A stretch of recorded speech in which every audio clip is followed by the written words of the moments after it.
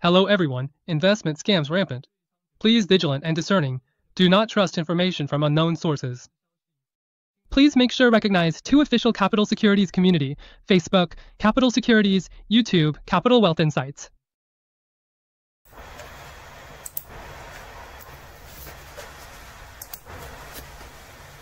Hello everyone, welcome to Genie Good Night. You should all be able to hear my voice. Good evening everyone. Good evening Ming. Good evening Alice. Today, we're going to discuss a few topics. First of all, as we can see, the applications of AI. Just a few days ago, we talked about this. Behind him is A. Whether or not AI is a bubble can be observed through certain indicators. One area that might not be a bubble is the application of AI, which has the potential for robust growth in the future. And during this period, the field is 3D. So right now, many tech giants are actively investing in business AI. In addition, we've also seen that just a few days ago, many software companies were nominated. Do these software companies also have opportunities? It's worth keeping an eye on. But for now, it seems like these kinds of software services. It's possible that the tech giants might just use these services for themselves. We'll look at some examples of this in a bit. On another note, right now, while the US government is experiencing a shutdown, we've also seen news today that the US is using its funds to bail out Argentina. This is actually quite paradoxical, so we can keep an eye on how things develop going forward. Alright, so today we'll be getting information on the University of Michigan's consumer sentiment, as well as short dash, medium dash, and long-term inflation expectations. Let's take a look at the University of Michigan's consumer sentiment data, which is expected to be released at 10 p.m. Taiwan time. Currently, both the overall situation and some related sub-indicators are slightly below expectations. However, as long as the data doesn't deviate too much from forecasts, it shouldn't have a significant impact. At the moment, the current situation appears to be slightly lower than the previous period, and both the current conditions and expectations indicators are also expected to be a bit lower than before. But what we need to look for in this data is whether there are any signs of declining consumer confidence. Short dash, medium dash, and long-term inflation expectations, 4.7% for the coming year, 3.7% for 5 to 20 years, both unchanged. These expectations are basically holding steady. We can see this from the chart, but it's still maintaining a relatively high level. Next, let's take a look at people's psychological views or expectations about inflation to see if there are any changes. As we just mentioned, if this indicator matches expectations, meaning if the actual figure is in line with what was forecast, then there won't be much impact on the stock market. Right now, what everyone is most concerned about is when the government will reopen and then release the economic data that wasn't published during this period, so we can understand what happened in the process. And in this context, how is the economy actually developing? What do the data show about the current and future direction of the economy? Alright, so at the moment, the US dollar index is in a kind of information vacuum. And because this week, ZYuan and the euro has clearly weakened, so correspondingly, the US dollar has strengthened. Right now, the new US dollar is likely to remain relatively strong for a while, and we'll have to see if there are any other catalysts coming up.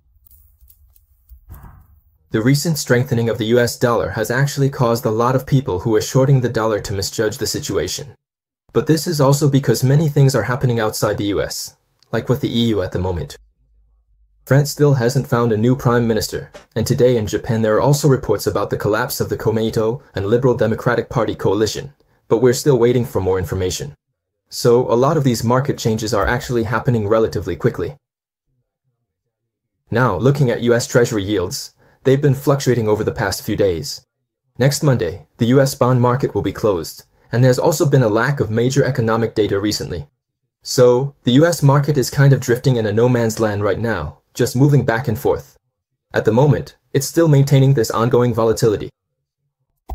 As for the 30-year bond, it's also been maintaining a similar volatile situation as it did 2 years ago. Alright, next let's take a look at the performance of the stock indices. Yesterday, there was a slight drop, but overall, you can see that the structure is still fine. It's still in an upward channel, and there's still some distance from the 20-day moving average. However, actually, against this backdrop, the S&P's valuation is already getting a bit high. This is Bloomberg, not just a single chart. They compared the valuations during the dot-com bubble in the 21st century and the pandemic. Right now, our current valuation has already reached. This is actually a relative high point for this century, but that doesn't necessarily mean the market will weaken just because it's at a relative high.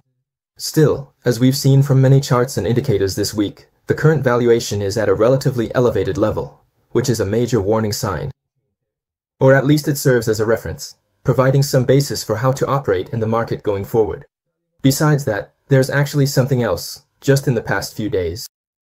The S&P 500 is relatively strong, but if you look at the S&P 500 on an equal weighted basis for each company, its performance lags behind the regular S&P 500. Currently, large tech companies are supporting the market, and their performance recently performed well. So this actually has a certain dampening effect on the market. Overall, what we're seeing right now is that, especially for non-tech stocks, their performance has been noticeably different. So in the past few days, the market structure has started to shift a bit, and some signs of this change are beginning to emerge. So this is the current situation with equal-weighted stocks.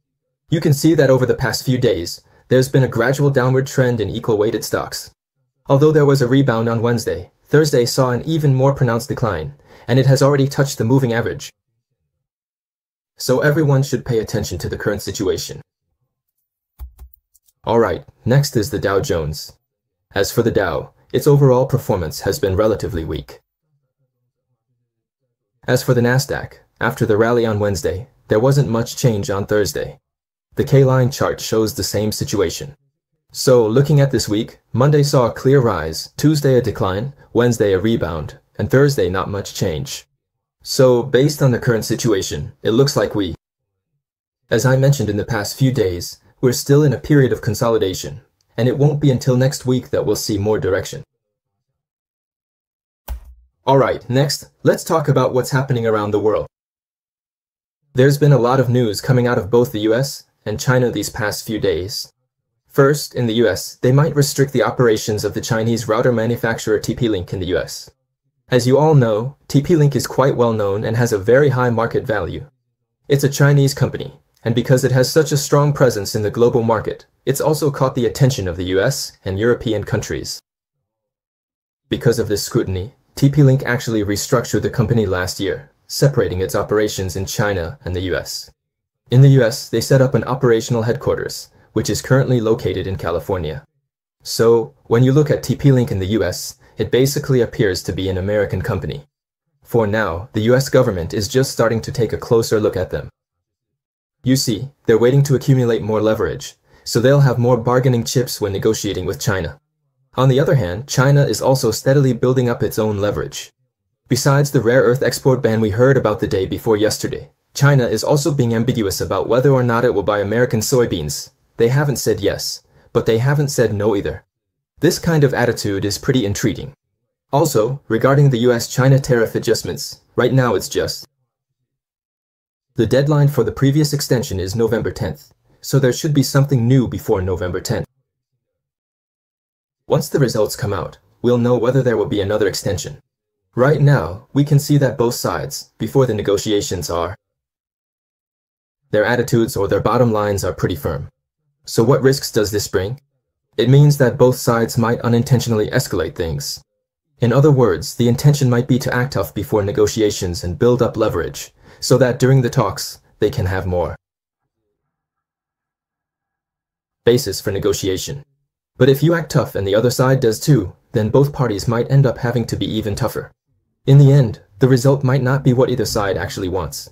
Even if we act tough when transferring funds, it doesn't necessarily mean we really want to be that tough. So right now, there's a risk that both sides could unintentionally escalate things.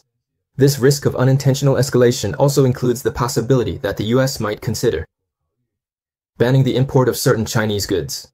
This would actually have a significant impact on the US, because there are many things that the US simply can't produce on its own and has to rely on China for.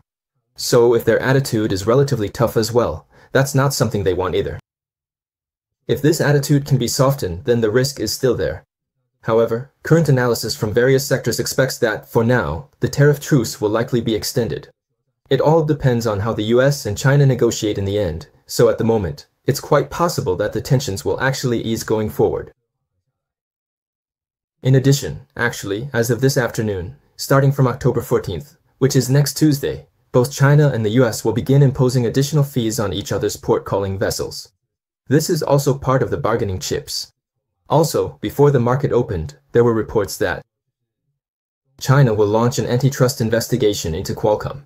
This is also part of China's strategy to accumulate bargaining chips. So what we're seeing right now is that both sides are making a lot of moves. We'll have to see how the negotiations play out and what the final outcome will be. Looking at Qualcomm stock performance, there hasn't really been any significant upward trend. There was a bit of a rally at the end of September, but by early October, it had pulled back again.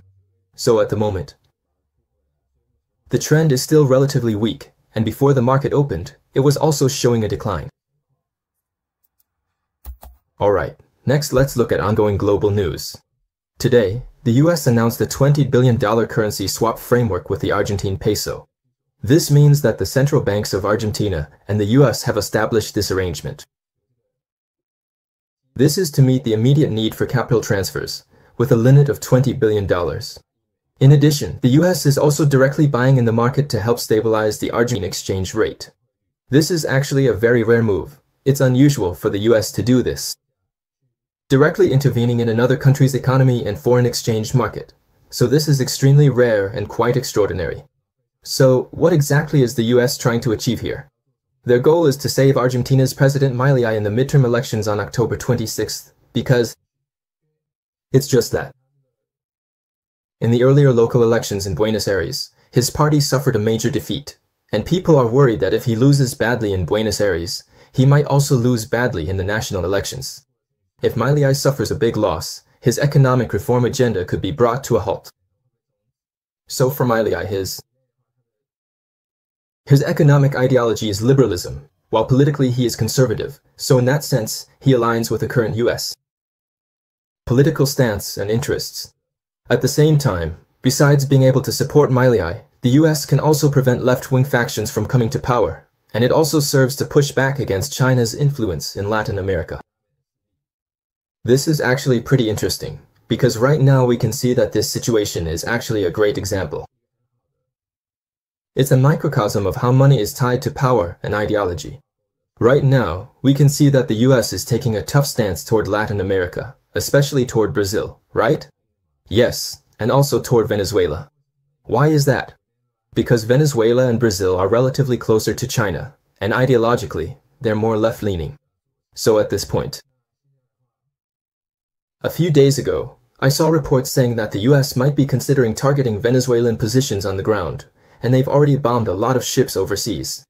There are even voices suggesting that the US might be thinking about replacing President Maduro. So right now, it looks like the US is. The way the US treats different countries actually has a lot to do with your ideology or your economic policy leanings. For example, Milei supports a free market economy and has a relatively conservative government, but that aligns pretty well with the US. So that's the situation. The US wants to be more proactive in stabilizing Argentina's government in Latin America. Right now, actually, China and the People's Bank of China have an $18 billion currency swap agreement with Argentina's central bank. So, before the US announced its $20 billion deal, the main swap agreement was between China and Argentina's central bank. And Argentina's central bank is still holding on to that swap agreement. Although it seems that the US now wants to increase its resources in Latin America and provide more assistance to various countries, hoping that these countries might distance themselves from China a bit and get closer to the US. On another note, Trump and Milei will also meet at the White House in a few days. By then, there will be more details coming out. So currently, before the US stepped in, the Argentine government and central bank had actually been selling US dollars and buying their own currency to intervene in the exchange rate. Their exchange rate has a set range, and if it falls below that range, the central bank is forced to step in to maintain it.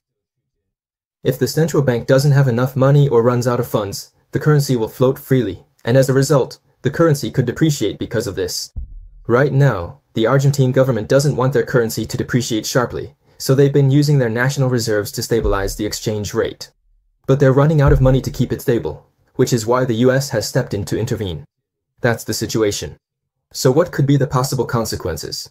For example, if Argentina doesn't perform well, like if the election doesn't go well for them.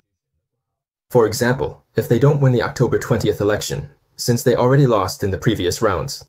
Also, their economic reform agenda hasn't been very successful, because as we all know, Argentina has been. Internationally, Argentina has already defaulted many times, and it keeps receiving ongoing assistance from the IMF. In fact, it's the country that has received the most aid from the IMF. So, it's actually a part of the world that's quite difficult to rescue economically. So if this rescue effort fails, and the current civilian government in Argentina can't hold on, then the US government will face increased pressure. It will also be hard to explain to local voters why, under the current Trump administration, which, before the election, advocated America first and has been gradually withdrawing from many temporary commitments, like with South Korea, we're seeing that they really do seem to be able to. There's a chance to move on to the next stage, but why are we now getting bogged down in the Argentine quagmire? Yes, this is a question that may arise later, and it could also intensify the internal divisions and conflicting interests within the United States. Alright, next let's look at Japan. Today, the Komeito Party announced that its alliance with the Liberal Democratic Party has dissolved because they couldn't reach a consensus on key issues. So what does this split mean? It's about the Komeito Party's bills. The consequence is that the Liberal Democratic Party's political standing could be further weakened, because right now, the LDP is no longer the largest party in the parliament. Without the support of the Komeito Party, it becomes even more vulnerable, and when it comes to passing bills or taking policy positions, it will have to adopt more stances or coordinate more with others. In addition, the parliament may become even more turbulent because of this. The alliance between the Komeito Party and the LDP has actually been the foundation of political stability in Japan for the past 25 years. Now, it seems like this foundation is breaking apart. However, even if the alliance falls apart, the current prime minister could still be elected as Japan's prime minister. That would depend on the subsequent voting process. In other news, today it was also announced that the winner of the Nobel Peace Prize is the Venezuelan opposition leader, Maria Corina Machado. So, it's not Trump. The White House mentioned that, in fact, he's quite unhappy about it. Trump worked hard to achieve world peace, but the Nobel Committee put politics above peace. So actually, what they mean, what they're implying, is that Trump is the best candidate for this prize. But why didn't he receive it? Now, if you look at it, the Norwegian krone is under some pressure, so that's what we're seeing at the moment. The current situation is a bit unusual. In other words, it seems like the new US administration is just using its own money to bail out Argentina, and then he's upset about not winning the Nobel Peace Prize, which is putting some pressure on the Norwegian krone. So, this is how the current global situation looks. Basically, if we look at it, it's all about politics right now, and also maybe finance. The connections between them are relatively strong. Alright, next, let's look at the actions of the US government. At present, a US federal judge has temporarily blocked Trump from sending the National Guard to Chicago. This order will last for 2 weeks, after which it will be reviewed to decide whether to extend the ban. Of course, the US government is very unhappy about this. They are appealing this decision. So, the current situation is the US government wants to send the National Guard to many places, and we've mentioned this before. Now, it looks like the legal process will continue. What will be the legal outcome? In the end, it could go all the way to the Supreme Court. A few days ago, we mentioned that the Supreme Court is basically divided, and Trump won, so he's not in a hurry to use this legal ruling just yet. That's the reason. So right now, there will be some back and forth at the local legal level, and then it might go up and down for about a year and a half, but if it reaches the Supreme Court, there's a chance that Trump could win and take office, and be able to stand at the traffic lights, so we'll have to wait and see what the final outcome is when the results are collected and confirmed. For now, this trend or these updates are likely to continue, and there should be more news coming. Redial has been continuously making noise. They've long discussed the unsustainable US debt problem, and today they brought it up again. Basically, They're saying US debt is unsustainable, and they're loudly calling on the government to increase revenue and pay off the debt. Another important point is that they believe some form of civil war is beginning to brew in the US and around the world. This is because of irreconcilable differences in ideology and political stances. People simply can't tolerate each other anymore. As a result, situations that nobody wants to see might actually happen. They even have concerns about the current situation. These are some warnings about society, as well as their own views. Is it still cutting in and out now?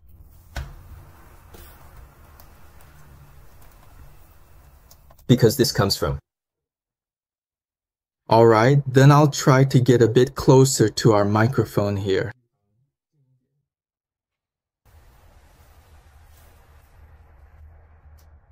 Yeah, it does seem pretty laggy. Let me check. Does it seem any better now?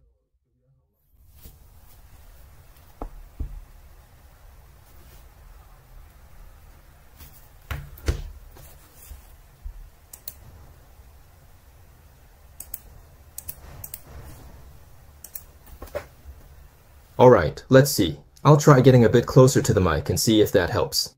Thanks everyone for your feedback. So, this is about the latest developments in the US government. As you can see, the current background is that both the government and society. The analysis and divisions are actually getting more and more intense. Alright, next up is the US market update. Finally, we've come to the market trends. Right now, you can see that the shortage of resources, or rather, the high demand, hasn't changed. Microsoft had some news mentioning that currently. The shortage of treatment centers is lasting even longer than the company expected, mainly because physical space is limited. And in addition, the extra 457 is also limited, so at present, overall, it's still a situation where demand exceeds supply. This is actually a good thing for the current development of AI. Both AI and traditional industries have been affected. Over the past 6 quarters, Microsoft has repeatedly mentioned that it has been unable to meet all customer demands. This shortage is even more severe in the United States, so overall, you can see that major tech companies are still facing a supply shortage. So, even though that's the case right now, these major tech companies have all been making large-scale investments in security departments over the past few days. Currently, the stock market sentiment is still relatively well supported, and perhaps this is the reason why.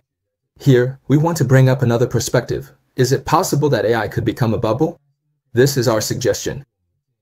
These past few days, everyone has been talking about the AI bubble, So, can AI actually be a bubble, or is there an indicator that shows it's not a bubble?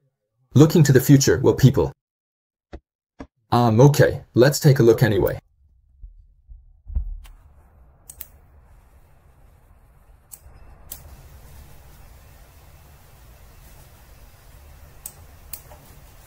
Because our microphones suddenly stopped working tonight. We hope everyone can understand.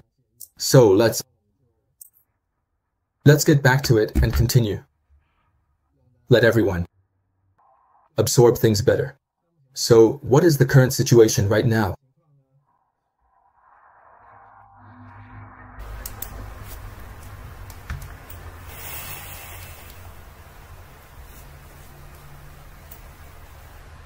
Alright, sorry about that. Please bear with us. Let's continue. So, as for the future, AI can be easily used by everyone.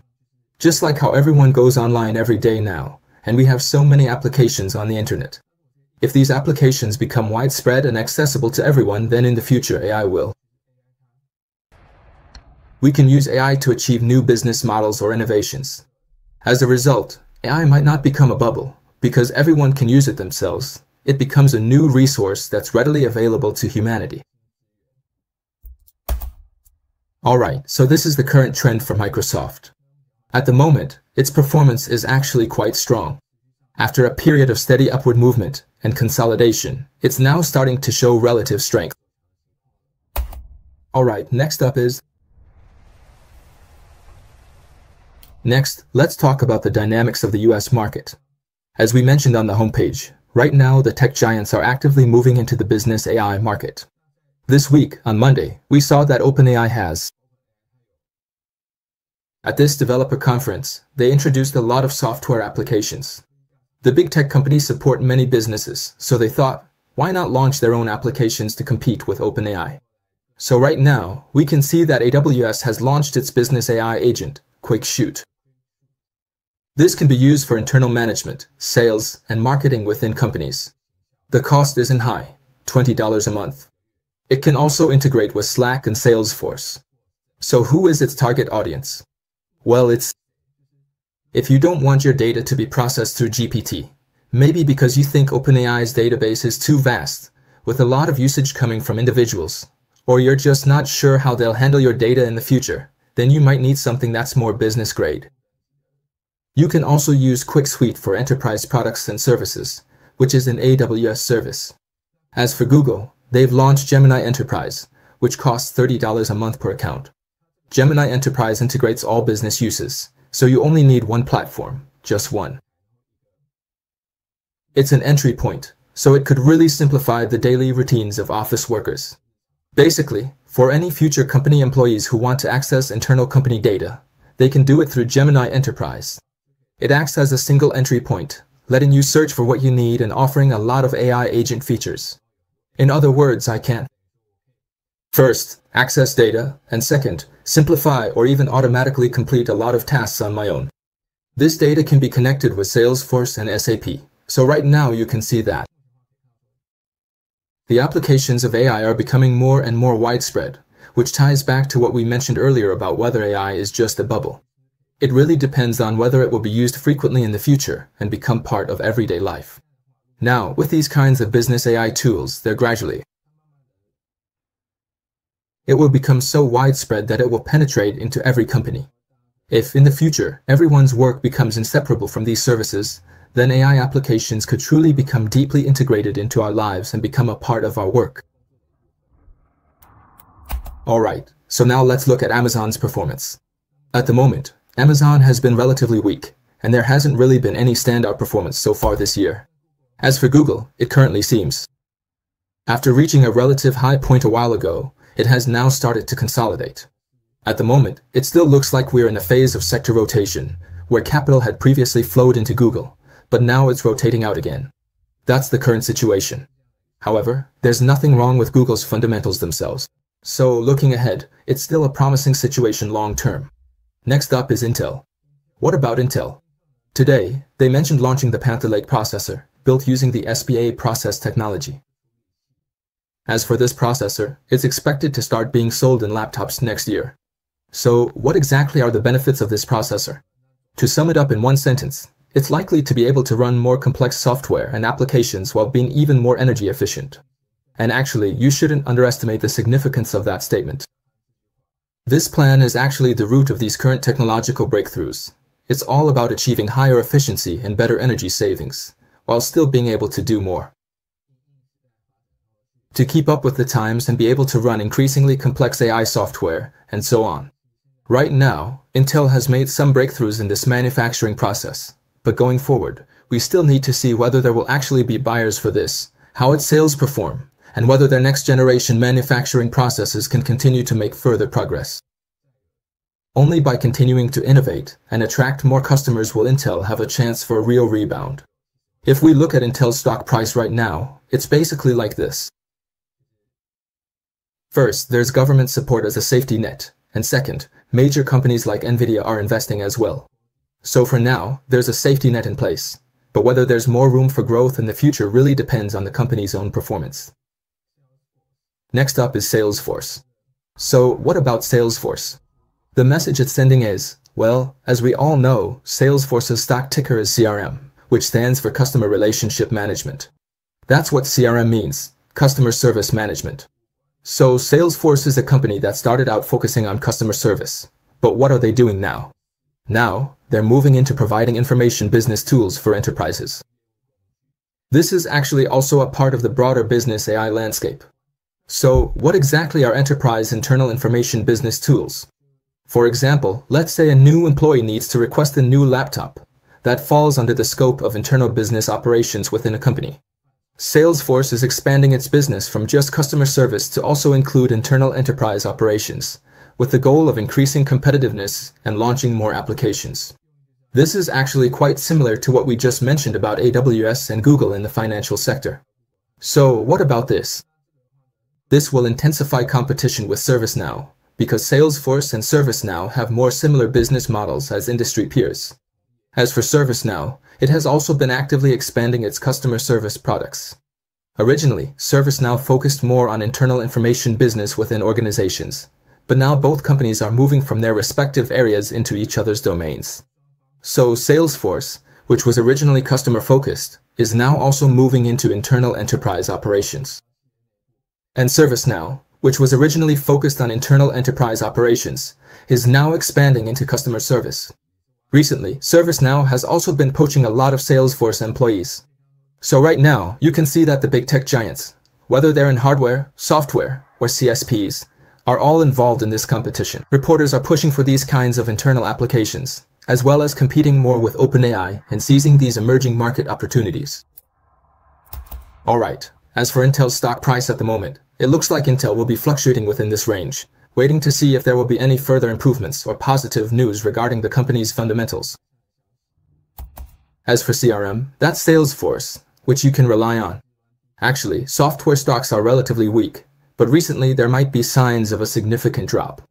So everyone should keep an eye on it going forward, because Salesforce is the leading company in the customer sector right now. And we can see that, in fact, many of them.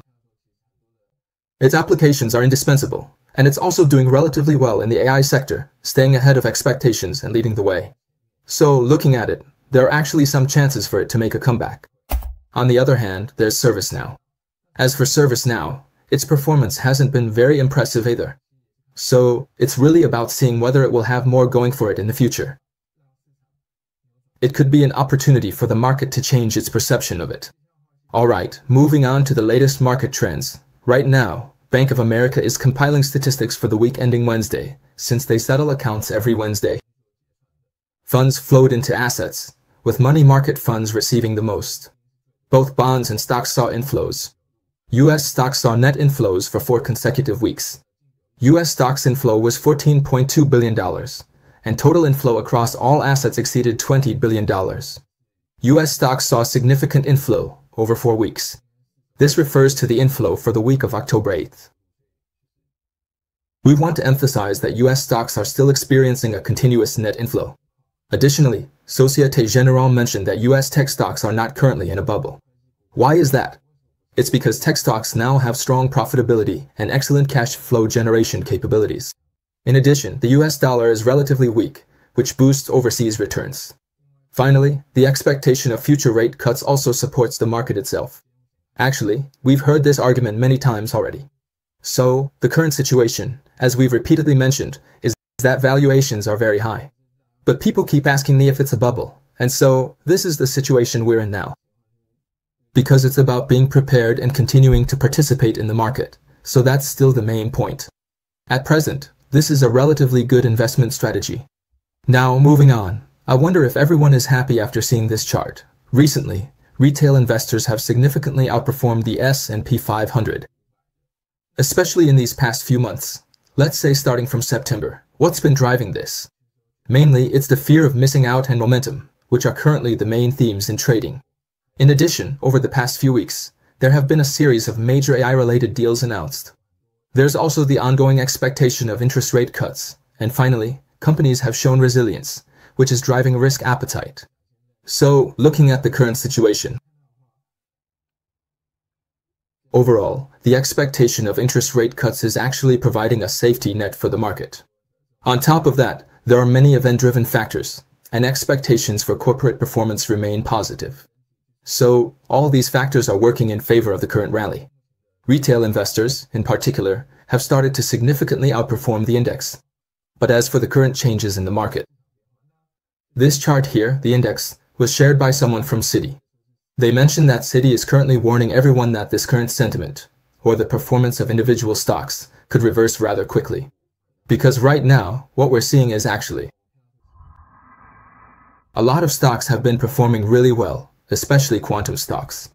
They believe that if quantum stocks start to show signs of turning downward, everyone should start to be cautious or pay attention, because that's the current situation. Next up is SoftBank, which still wants to He wants to get more money from the market. For what? To invest in OpenAI. As for SoftBank, they're considering a $5 billion syndicated loan. And what collateral are they using? They're using their investment in ARM as collateral, and they want to secure more funds to invest in OpenAI. So what about SoftBank? In fact, they've already loaned out $13.5 billion to their investment in ARM. If you add this $5 billion, the total comes to $18.5 billion, which is a very large amount. So basically, SoftBank is leveraging itself to invest in tech companies. They want to seize this wave of AI growth, so this is actually another example of financial maneuvering. Cases like this have been happening continuously over the past few months, and this is the latest one. Bloomberg estimates that SoftBank is using its investment in ARM as collateral to raise funds. In the next year and a half, they may still need to borrow another $10 billion to keep investing in OpenAI.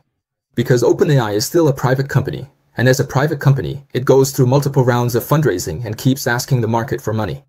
If you want to maintain your shareholding percentage and not get diluted, you have to participate in every round of funding. So for SoftBank, if they do not want their stake to be diluted, they have to keep investing in every round. They will have an ongoing need to keep investing in OpenAI. Alright, since next week marks the start of earnings season, let's take a look at the current profit growth forecasts for Q3 2025 and see if they're looking good. Right now, the S&P 500's Q3 2025 profit growth is estimated at 7.4% year-over-year, which is higher than the previous forecast of 6.7%. Also, this Q3 2025 is the first quarter since Q3 2021 where earnings estimates have been revised upward before the quarter in Taiwan, so at the moment, everyone is quite optimistic. The outlook for the third quarter is relatively optimistic, and we can also see that profit forecasts have been revised upward. Revenue growth is expected to reach 5.9% year-over-year, higher than the previous estimate of 4.5%. So, the performance for the third and fourth quarters still looks pretty good. That's the current forecast for the third quarter, so let's see what that means. So, let's look at this chart. How should we interpret it? The brown and orange bars, the orange is higher, and for the light blue and dark blue bars, the light blue is higher.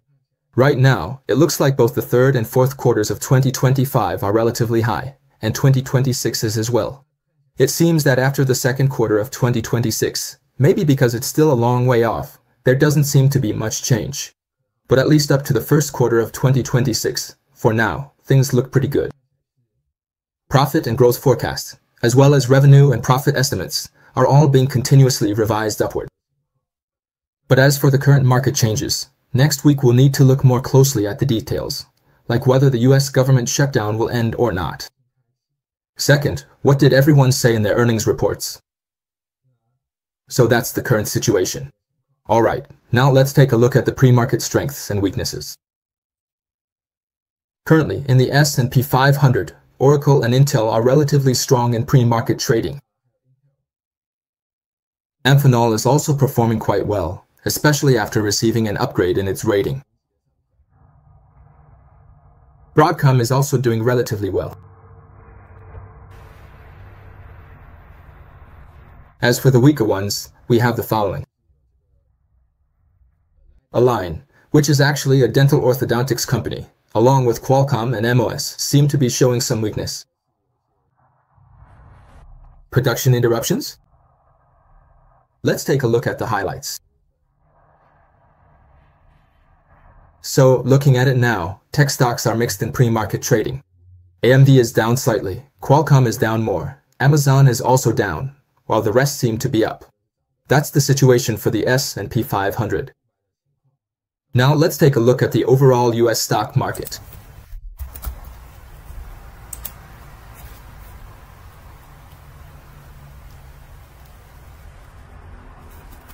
Right, so currently you can see that overall, the market is active, investor sentiment is still relatively high, and there are still plenty of opportunities for small cap stocks to perform. So at the moment in this, looking at the US stock market before the opening, you can actually see that APLD is up quite a bit. That's because APLD is also a data center company, and its revenue growth has exceeded expectations by a large margin. However, this company still isn't profitable and isn't expected to be profitable anytime soon, and it will continue to raise money from the market. So for investors, just keep an eye on APLD for now.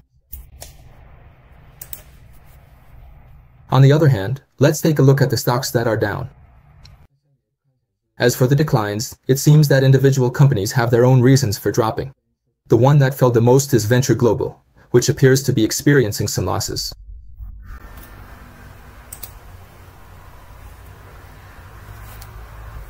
Alright, so as you can see, the overall US pre-market is still relatively active, so overall things look okay at the moment. Different stocks are still performing, for example, like this one. Salary and Getty are still up in pre-market trading, and Aaron is also rising. Critical metal is also still going up, so at the moment you can see that a lot of popular stocks are still showing some performance right now.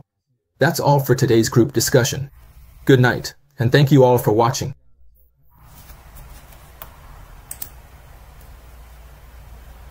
Our company has no improper financial interests in the individual securities recommended or analyzed. The information in this program is for reference only. Investors should make independent judgments, evaluate carefully, and bear their own investment risks. If you don't want to miss the latest market updates, be sure to turn on the notification bell and hit subscribe. In addition, we have plenty of great video content on both Facebook and YouTube. Don't miss out. In our group, we share in-depth explanations of global financial events with you every day.